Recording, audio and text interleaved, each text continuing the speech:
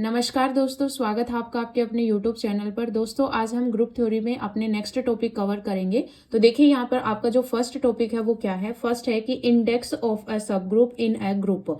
यहाँ पर हमें इंडेक्स निकालना है किसी भी सब ग्रुप में कि इंडेक्स क्या होता है। तो देखिए हम इंडेक्स कैसे फाइंड आउट करते हैं।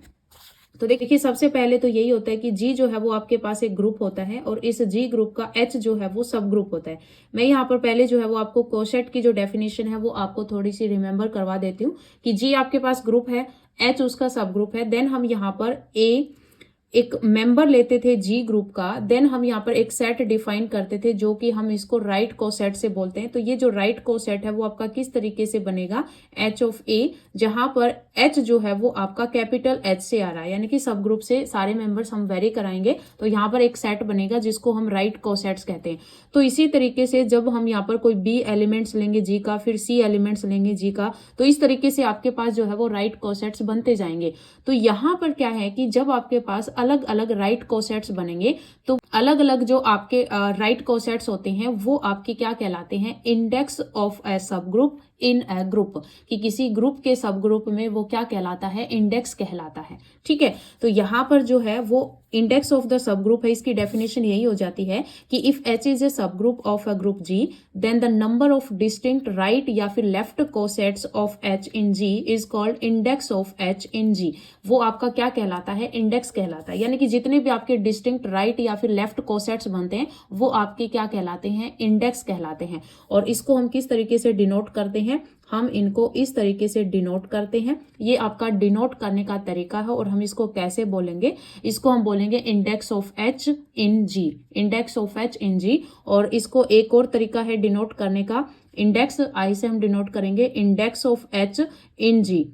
यहाँ पर पैर में जो है वो जी रखेंगे और ऑफ में यहाँ पर इस तरीके से एच रखेंगे। तो इंडेक्स ऑफ एच इन जी, इस तरीके से आप इसको पढ़ोगे। और ये दोनों जो नोटेशन है ये आपके index of a sub group in A group की नोटेशन है। जो हमने आपको कोसेट्स करवाए थे कि किस तरीके से हम कोसेट्स फाइंड आउट करते हैं, तो आपको पता वहां पर भी जो हम कोसेट्स लेते हैं कि उसके कितने कोसेट्स बने हैं वो सारे हम डिस्टिंक्ट ही लेते हैं। तो यहाँ पर अगर देखा जाए तो दोनों सेम ही डेफिनेशन है। उसमें जो आपके पास कोसेट्स हम निकालते हैं वो आपके डिस्टिंक्ट होते हैं और इंडेक्स भी जो होता है वो आपके जितने भी डिस्टिंक्ट कोसेट्स बनेंगे वो आपके इंडेक्स हो जाएंगे। ठीक है, जैसे मैंने आपको कल जो एग्जाम्पल कराया था उसमें आपके पास दो राइट कोसेट्स बने थे। जो मैंने आपको एग्जाम्पल कराया था कि जी ग्रुप जो है आपके पास 1 - 1 और आयोटा और माइनस आयोटा है, और एच सब ग्रुप जो है वो आपके पास 1 - 1 है। तो इस एग्जाम्पल में आपके पास दो राइट कोसेट्स बने थे। तो इसका मतलब यहाँ पर दो ही डिस्टिंक्ट बने थे, आपके पास अलग अलग जो है वो आपके पास दो ही राइट कोसेट्स बने थे। तो यहाँ पर ये जो इंडेक्स है वो भी आपका क्या होगा, दो ही होगा। तो इस तरीके से जो है वो आपको यहाँ पर समझना है कि आपके पास इंडेक्स ऑफ अ सब ग्रुप इन ए ग्रुप क्या होता है। क्लियर। अब देखिए यहाँ पर नेक्स्ट जो है आपका टॉपिक वो है कि relation of congruence modulo of a sub group in a group. कि यहाँ पर रिलेशन बताया गया है congruence modulo of a sub group in a group. जो आपका कॉन्ग्रेंस मोडुलो है और जो सब ग्रुप है उनके बीच का रिलेशन यहाँ पर बताया गया है। तो देखिए यहाँ पर ये जो डेफिनेशन है वो क्या बनेगी कि if H is a sub group of जी, कि अगर आपके पास जी ग्रुप है और उस जी ग्रुप का एच सब ग्रुप है, देन हम उस जी ग्रुप से दो एलिमेंट उठाते हैं ए और बी, कि A B belongs to G. तो वी हैव आपके पास यहाँ पर क्या होगा, A is congruent to B modulo H, A is congruent to B modulo H if and only if A B inverse जो है वो आपका बिलोंग करेगा एच में। कहने का मतलब यहां तक जो आपकी कंडीशन है वो तो आपकी एज इट इज रहेगी। देन अगर ये कंडीशन होगी तो ए बी का इनवर्स जो है वो आपका एच में बिलोंग करेगा, और अगर ए बी का इनवर्स आपका एच में बिलोंग कर रहा है तो आपके पास A is congruent to B modulo H होगा। ठीक है, तो ये जो दोनों कंडीशन आपको याद रखनी है। ये जो हमने ग्रुप का जो चैप्टर किया था उसमें हमने सब ग्रुप का जो टॉपिक किया था उसमें आपके पास यहाँ पर ये सीधी कंडीशन थी जो थ्योरम के प्रूफ से मैंने आपको बताई थी कि अगर ए बी इनवर्स आपका बिलोंग कर जाता है एच में तो वो आपका सब ग्रुप बन जाता है। तो यहाँ पर ये आपका कॉन्ग्रेंस मॉडुलो है और ये आपके सब ग्रुप की डेफिनेशन है। तो यहाँ पर इफ एंड ओनली इफ की कंडीशन में दोनों का रिलेशन बताया गया है तो ये जो है वो आपकी डेफिनेशन बन जाती है। और यहाँ से जो है वो आपका सीधा रिजल्ट जो पूछा जा सकता है वो आपका यहाँ पर एक इसकी थ्योरम है जो आपसे पूछी जा सकती है सीधी स्टेटमेंट बना के। तो वो थ्योरम क्या है ये देख लीजिए।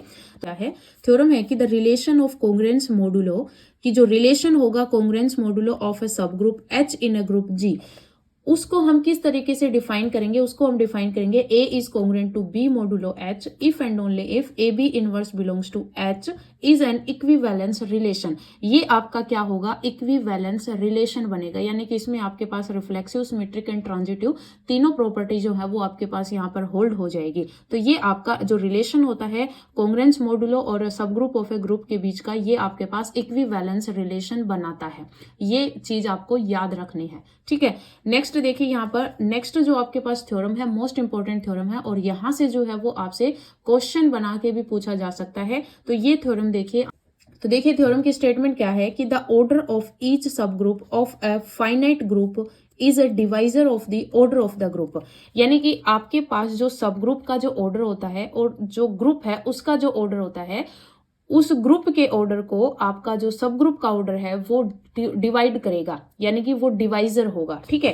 कहने का मतलब क्या है कि मान लीजिए ये आपके पास G ग्रुप है, इसमें कुछ एलिमेंट्स हैं, और ये आपके पास H ग्रुप है, इसमें एलिमेंट्स हैं। तो ऑर्डर ऑफ G और ये है आपका ऑर्डर ऑफ H, ठीक है। तो आपका जो ऑर्डर ऑफ H है वो आपका डिवाइड करेगा ऑर्डर ऑफ G का, या फिर आप इस तरीके से बोल सकते हो कि order of H is divisor of order of G, या फिर आप ऐसे बोल सकते हो कि order of G is divisible by order of H। तो ये जो थ्योरम है ये आपकी लैग्रेंज थ्योरम है, और सीधी स्टेटमेंट पूछी जा सकती है। यहाँ पर ये स्टेटमेंट डाल के आपको नाम भी दे दिया जाता है कि ये कौन सी स्टेटमेंट है। ऑप्शन में डाल दिया जाएगा गॉस थ्योरम है, स्टोक थ्योरम है, या लैग्रेंज थ्योरम है। तो ये आपको पता होना चाहिए कि ये आपकी लैग्रेंज थ्योरम है, ठीक है। नाम आपको बंदों के डाल दिए जाएंगे, और थ्योरम आपको, थ्योरम की जो स्टेटमेंट है वो क्वेश्चन बना के डाल दिया जाएगा, और आंसर में नेम्स डाल दिए जाएंगे। तो आपको पता होना चाहिए कि किसने कौन सी थ्योरम दी है, ठीक है। तो ये थ्योरम जो है वो मैं आपको फिर बता देती हूँ क्या है कि द ऑर्डर ऑफ ईच सब group of a finite group is a divisor of the order of the group, ठीक है। यानी कि जो सब ग्रुप का जो ऑर्डर होता है वो डिवाइजर होता है ग्रुप के ऑर्डर का, ठीक है। अब देखिए ये जो थ्योरम है लैग्रेंज थ्योरम, इससे एक और यहाँ पर रिजल्ट बनता है इंडेक्स से रिलेटेड, वो आप, तो ये जो रिजल्ट है वो आपको तब समझ में आएगा जब हम इसका प्रूफ करेंगे। तो लैग्रेंज थ्योरम का जो प्रूफ है वो मैं आपको करवा देती हूँ, क्योंकि इंपॉर्टेंट है नया जो आपका रिजल्ट है उसको समझने के लिए, और ये जो रिजल्ट है इसको भी समझने के लिए आपके लिए इंपॉर्टेंट है। तो अभी देखिए यहाँ पर हम इसका प्रूफ करेंगे। तो देखिए प्रूफ क्या है, तो देखिए यहाँ पर हम लैग्रेंज जो थ्योरम है उसका हम यहाँ पर प्रूफ करेंगे। तो लैग्रेंज थ्योरम है और इसका हम यहाँ पर प्रूफ करने वाले हैं। तो हम यहाँ पर मान लेते हैं कि जो आपका ऑर्डर ऑफ G है वो आपके पास n है। शॉर्टकट में ही आपको प्रूफ करवाऊंगी ताकि आपको जो नेक्स्ट जो रिजल्ट है वो अच्छे से समझ में आ जाए। तो ऑर्डर ऑफ G जो है वो आपके पास मैंने n मान लिया, और ऑर्डर ऑफ H जो है वो मैंने n मान लिया। क्लियर है। अब देखिए यहाँ पर जो आपका ये जो G, ये देखिए अभी जो आपके पास जो G ग्रुप है, इस G ग्रुप में मान लीजिए आपके पास एलिमेंट है A1, A2, A3, इस तरीके से यहाँ पर कोई एक के एलिमेंट है, देन AN तक जो है वो आपके पास एलिमेंट चल रहे हैं, क्योंकि हमने इसका ऑर्डर n माना है और फाइनाइट ग्रुप है तो n एलिमेंट्स माने हैं, तो इसका ऑर्डर जो होगा वो क्या होगा, n होगा। इसके मतलब उसमें n एलिमेंट्स हैं। देन हमारे पास जो H सब ग्रुप है इसमें आपके पास m एलिमेंट्स हैं। तो H के जो एलिमेंट्स है वो मैं मान लेती हूँ स्मॉल h1, h2, h3, इस तरीके से जो है वो hm तक आपके पास एलिमेंट्स जा रहे हैं। क्लियर है। अब देखिए अगर हम यहाँ पर राइट कोसेट्स बनाएं तो हम कैसे बनाते थे, हम G के एलिमेंट्स लेते थे, तो हमने A1 belongs to G, then हम यहाँ पर राइट कोसेट्स बनाएंगे, तो मैं यहाँ पर HA1 बनाऊंगी, ठीक है। राइट कोसेट्स बना रही हूँ, A1 यहाँ पर आपका क्या होगा, फिक्स्ड होगा, और जो आपके H के जो एलिमेंट्स हैं वो आपके वेरी करेंगे। तो यानी कि आपके पास यहाँ पर राइट कोसेट्स क्या बनेगा, राइट कोसेट्स बनेगा आपके पास H1A1, फिर आपके पास H2A1 आपका फिक्स रहेगा, और ये सारे एलिमेंट्स जो हैं H के ये आपके वेरी करते जाएंगे। इस तरीके से HMA1 तक ये वेरी करेगा। फिर हमने यहाँ पर G ग्रुप का जो है वो A2 एलिमेंट उठा लिया, यहाँ पर हम राइट कोसेट्स बनाएंगे, तो ये आपके पास क्या बनेगा, H1A2, फिर आपके पास H2A2, फिर आपके पास होगा H3A2, A2 फिक्स रहेगा, और H के एलिमेंट जो है वो आपके वेरी करेंगे।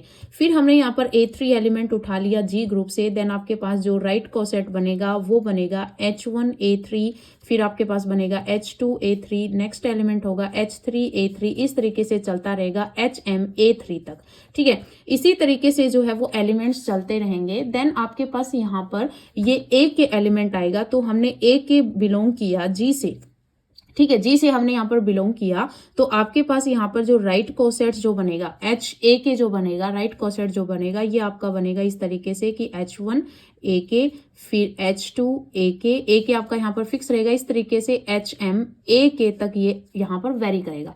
क्लियर है।